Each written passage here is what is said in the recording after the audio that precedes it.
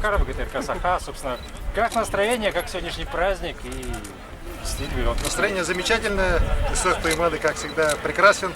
И на самом деле сегодня он еще раз подтвердил, что, наверное, является по праву самым крупным национальным праздником на территории всей нашей великой страны.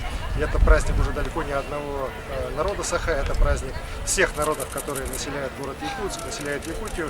И вот это сплочение людей, объединение, единство людей, консолидация людей, конечно же, позволят нам еще быстрее, еще лучше развивать нашу родную республику. Скажите, пожалуйста, я сегодня слышала, что сотрудничество Республики Саха и Кореи, а вот планируется какое-то сотрудничество с Магаданской областью, может быть, в сфере драгметаллов, Мы сотрудничаем с Магаданской областью, это наш сосед, поэтому мы обязательно будем и дальше работать, в том числе, вот как вы правильно сказали, в части освоения огромной золотоносной провинции. Планируется какие-то проектов много, и здесь все зависит от бизнеса, а мы на Дальнем Востоке сейчас делаем все для того, чтобы бизнесу было здесь легче работать. Айсен Сергеевич, Республика Бурятия, Информполис. Скажите, как обстоит дело с якутским языком в школах после принятия закона о добровольном изучении языков? У нас на самом деле проблема сегодня состоит в том, что мы не до конца можем удовлетворить тех, кто хочет учиться именно на родном языке.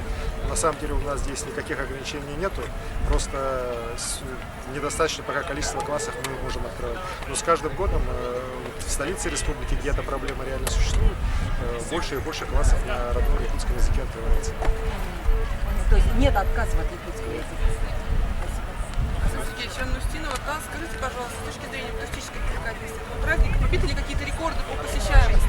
Мы еще не знаем, гостей. мы еще не знаем, это будет известно завтра вечером. Пока могу сказать, что на самом деле вот, я много раз сам был строителем этого праздника, и здесь сейчас как главный гость нахожусь.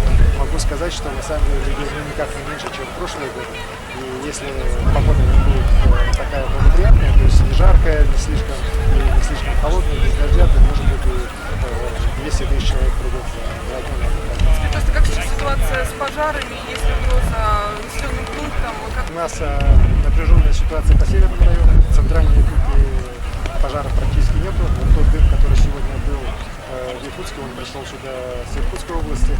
А что касается северных районов, там ситуация напряженная, особенно с Северокаинскому району, там где большие пожары. Вместе с тем прямой угрозы населенного пункта нет. Позавчера была угроза по двум населенным пунктам в Усьянском и Адыском районе соответственно. Но вот благодаря работе и пожарных команд, и мобилизации местного населения, в принципе, угроза сегодня отведена от населения. Айсен Сергеевич, перед Исех Туймадой прошел парад школьных садиков. Как вы относитесь к этой, новой идее и принципу она стала? Идея хорошая, и на самом деле, конечно же, популяризация якутской лошади, одного из покровителей народа Саха, конечно же, это очень хорошая идея. И, наверное, что эта идея будет дальше развиваться, может быть, в таких формах и так далее. Может быть, потом станет частью органичного открытия Исеха. Скорее еще все-таки Мы активно работаем сейчас со странами Юго-Восточной Азии, Северо-Восточной Азии. Если раньше у нас главные партнеры были вот Япония, Китай, то я считаю, что мы необоснованно как-то последние годы забыли Корею. И вот с этого года у нас последний год идет достаточно интенсивный уже обмен делегациями. И вот мы видим, что с корейской стороны очень большой интерес, и приезжают большие делегации.